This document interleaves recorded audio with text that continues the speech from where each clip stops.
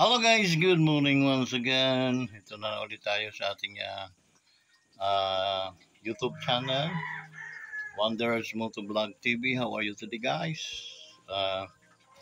Andito ulit tayo sa ating pinagmulan planeta, sa Wanderers Planet.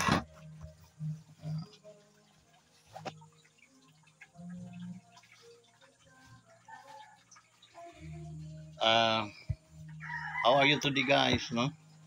How are you, ating mga i-shout out natin ating mga ka-wanderers, ang ating mga sulit ka-wanderers, ang ating mga OFWs na mga sila yung ating mga bayani. Okay? Wala tayong humpay na pagbati sa kanila bilang mga bayani ng ating bansa. So keep up, good work guys.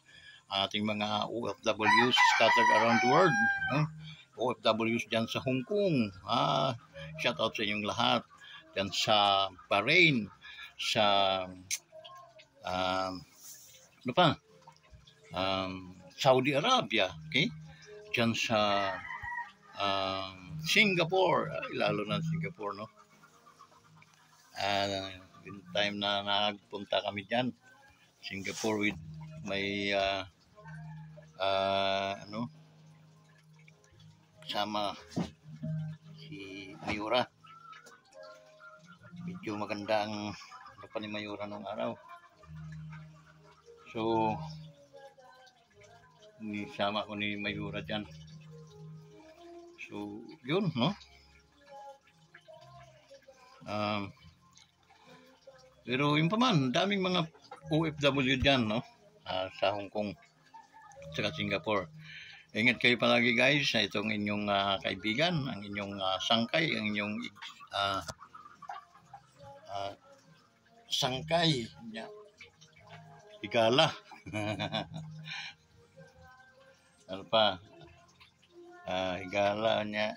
Anggi. Anggi ba? So, happy belated pista pala sa Rawis, no? Nagpista at ang Rawis noong 1 ng Mayo. Okay, Labor Day. Okay lang naman yun, no? Yun ang inyong medyo kinagisnan, pero biblically step by step nalalaman natin ay yung katotohanan, at ang katotohanan naman na siyang magpapalaya sa atin. Okay, the truth shall set us free. Okay. Yun, ang katotohanan na sabi sa banal na kasulatan sa Lumang Tipan na ako ang Diyos na malibugo. Ayaw kong mayroon pang sinasamba bukod sa akin. Okay? Mga ginawa ng tao. So yun, malinaw naman yun. But the penetration of the power of God by His word is hindi pa na dating sa atin. Okay? Because of maraming mga circumstances, no? Sometimes walang dial tone. Sometimes walang your that you dial is not in the service. Please dial later on. Ganun.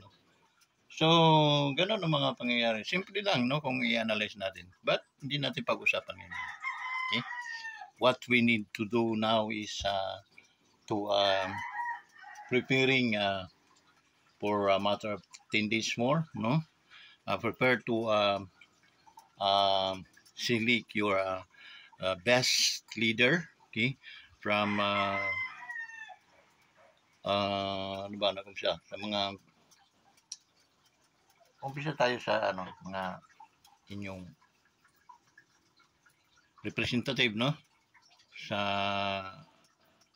mga Congress, and then sa Senado. Kasi prepare to choose, no, the wise man, no, yung real na makakatulong sa Pilipino, hindi para makatulong upang i-impeach si Inday Duterte, kundi makakatulong sana para sa ikaunlad ng ating ekonomiya at kapaki-pakinabang ng lahat ng mga Pilipino. Okay?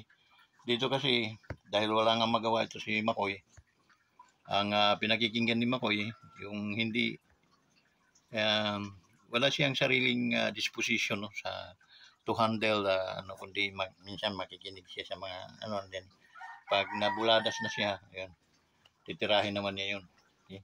Hindi niya alam na kahit tila-tira rin siya ng pino, hindi kayang ibayad, no, sa pagkakautang nila sa mga Duterte. Yun ang hindi tiningnan ni Makoy Junior. Kung buhay pa yung tatay niya, baka binitin na patiwarik yan. Kasi imagine mo, Duterte saved his father, no, na sa kahiyaan dahil unang-una patay na, at mayroon naman siyang karapatan para maging isang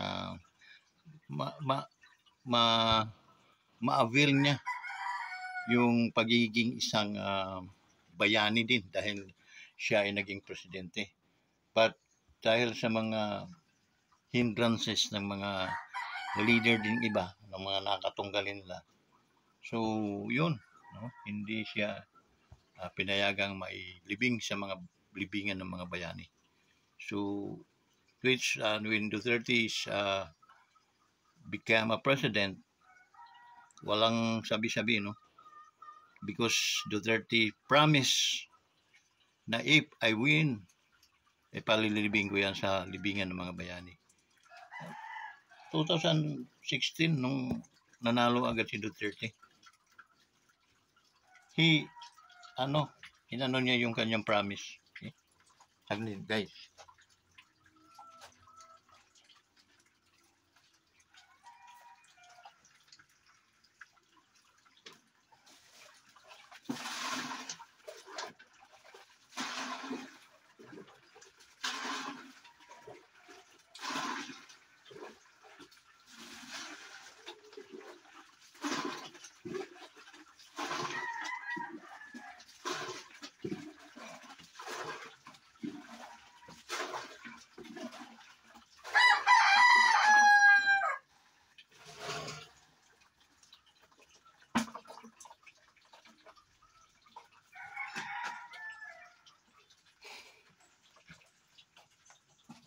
He fulfilled his promise. Okay?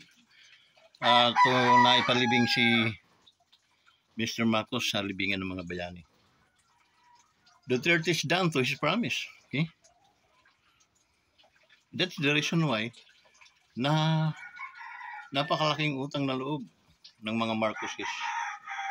But how come na pag walay buot talaga, alam mo yung walay buot, yung parang walang sa sarili, no? Walang kahihiyaan. That's the reason why na parang tinatablan niya. Okay? So, doon lumalabas yung kakapalan ng mukha, no? Kakapalan ng mukha. Kasi, kahit yung mga pinagsasabi nila natin, nagkaroon ng Yolanda sa Liti, Tacloban, Nakapuruhan. Unang dumating doon, okay? Kaya itong mga ito ay mga fake news talaga. Unang dumating doon ay sino? Si Duterte.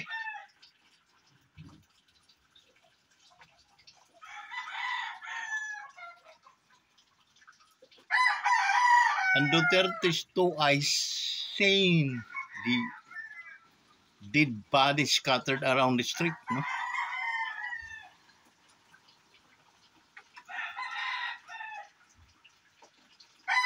For a matter of 8 to 10,000 Taclobanon Liliteños died, no? In that circumstances.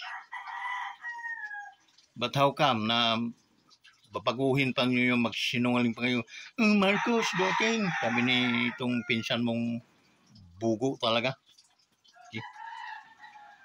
Kaya sinusuka yan sila sa Leyte, okay? Mga Romualdez na yan. Hindi ko rin alam Taclobanon bakit naging para mga uto-uto din. Okay? Hindi lumaban. Okay? Hinayaan nilang magmamonopoli ng mga Romualdez siyang ano na yan, kaya still downgrade form grading kumbaga sa kahoy. Eh? Tagal na yung Tacloban, sintro. How come walang improvement? Because they are corrupt people. Ngayon, Tacloban noon, magbubutuhan na naman. Pumili na naman kayo ng mga bukok ng mga tao. Okay? Bayaran lang kayo. Hindi nila pera yan. Pera din ninyo. Pinagluloko lang kayo.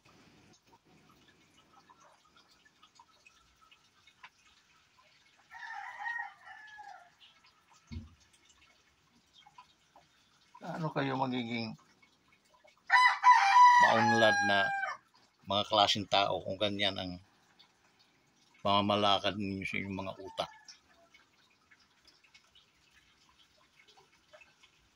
Daming mga matatalino dyan sa Tacloban, Cavite. May mga prinsipyo ng tao. Nasaan na kayo?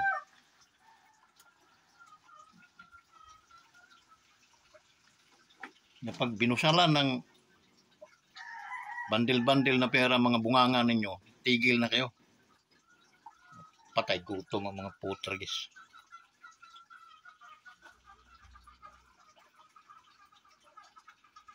Lumaban kayo sa tama, pumili kayo ng tama at nararapat upang umunlad lahat ang mga mamamayang Tacloban ulitin nyo.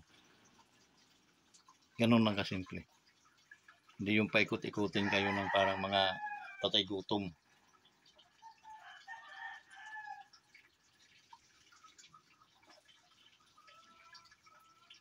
If those person, sila mga bugo o mga ano na mga tao, mananatiling may hawak o makapangyarihan sa inyong lugar, ay wala talaga kayo hanggang sa kayo ay maubusan na ng katas, no? At tatamarin na kayong magtrabaho. Ang mangyayari sa inyo, mamundok na lang kayo. Eh, dalong wala kayong kinabukasan na haharapin.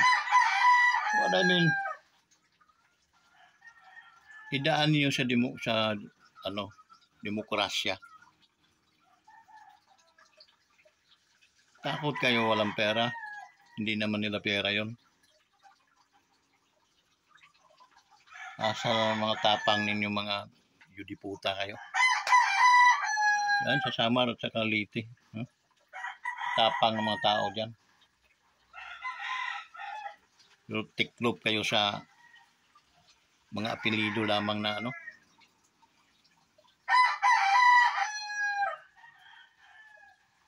Isip-isip kayo guys. Isip-isip kayo. Walang pag-unlad ng bansa pag makurap yung mga taong humahawak sa inyo. So it's time to i-upgrade na yung mga utak ninyo dyan. Pumili kayo ng narapat. Walang pagpilian, di huwag kayong bumoto. Para, zero. Mayroon ilang bumoto, 100 ang mga kamag-anak yan. Ganun lang kasimple. Walang kalaban eh.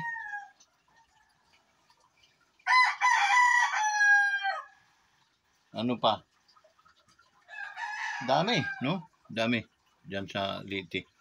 Kawawa ang lugar na pinagkaanakan natin.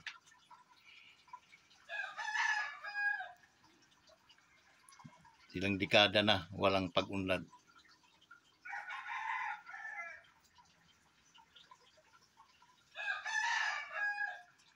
So guys, malapit na, no? Yung mga kandidato pagka-senador na hawak-hawak nito ni Makoy Marcos, no? Ngagba, shoot na ninyo sa imburnal. Yung 10 sa inano ng ating former President Duterte, yun, supportahan natin. take note, pakisama po ninyo si Colonel Busita para Senado. Okay? Marami po siyang, although kahit hindi ko po sabihin sa inyo, sa totoo lang, malakas ang loob ko. Mananalo yan kahit independente ang taong yan. Okay? Pero ako yung nakikiusap na sana tulungan ninyo. Malaking bagay po yung taong yun na dapat kasama siya sa Senado. Okay? Maraming salamat po talaga sa inyo. Okay? Dito naman sa sa lokal ay wala na. Yari na, no?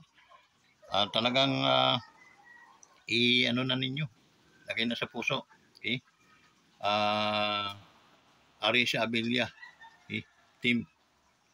Yari na yan, guys. Yari na. Malaki ang agwat, malaking layo, no? Mayor to mayor ang layo nila, no? Kaysa ang layo ni Mayor Arisa dan sa inyong inaano-anong dating artista, pakalayo 30%. Eh ano na ngayon? Hindi na kaya habulin yun. Okay? Sa mga counselor na lang magpapang pero sa Arisa Abilia mayroon nang pumasok na 6, so may 2 pa na kailangan maihabol natin. So kasi kailangan landslide kasi yan para at least nanghihingalo pa may mga 5 lang, pero so kailangan nating suportahan din sila para yung mayor ay makakilos ng maayos sa bawat desisyon na gagawin niyo.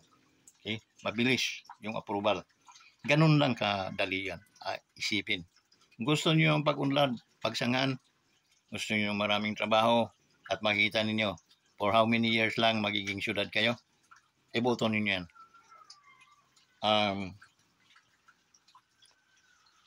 Arisa Abilia Team. Okay? Landslide. Tapos.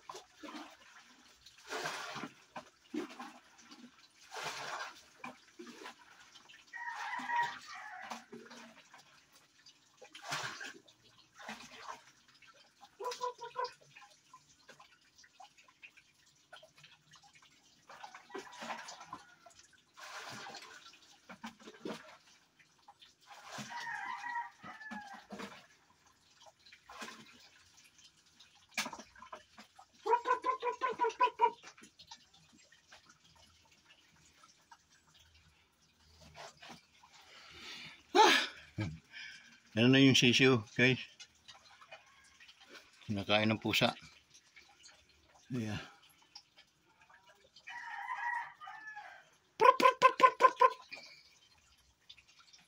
So yun guys, no? Ganun lang kasimple. Ari sa Abelia, malayo po yung ano ng mayor, dalawa lang naman naglalaban na ang malakas. Si ano lang, dating artista. Saka si mayor, mas lamang si mayor. Okay? Kaya almost 30% yung difference nila, kaya hindi na kayang ano yun. Manggapang man kayo na manggapang, nauwi na yun. Okay? Sayang lang pera nyo. So yun guys, na pasurbi ko yung aking mga anghel. Talagang hindi yun nagkakamali na mga galing pang planet Mars. Kami yung mga immortal na mga tao, hindi katulad sa yung mga mortal kayo. So yun guys, no? Sana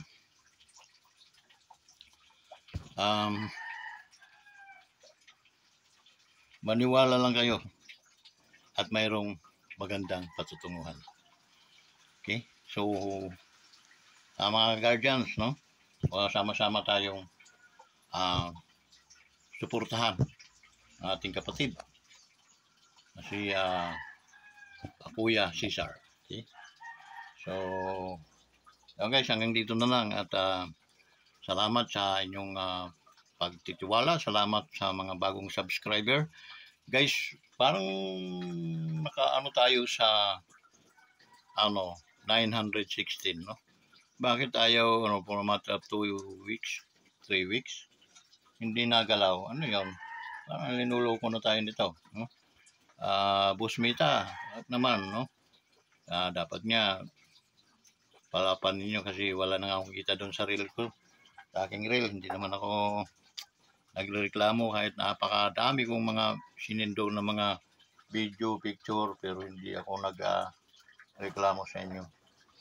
So, yun, kailangan ko lang naman ng siyempre, kumita din sa mga pinagpapaguran ko. Ang pagbablog po ay hindi po basta-basta. It's consuming time and then mind, no? Mind effort. So, sana maunawaan ninyo din si Common Earth. So, maraming salamat po sa inyong lahat. Sa mga bagong subscriber, Wonders Motovlog TV, like and share. Thank you so much, guys. Shout out sa inyong lahat. Bye-bye!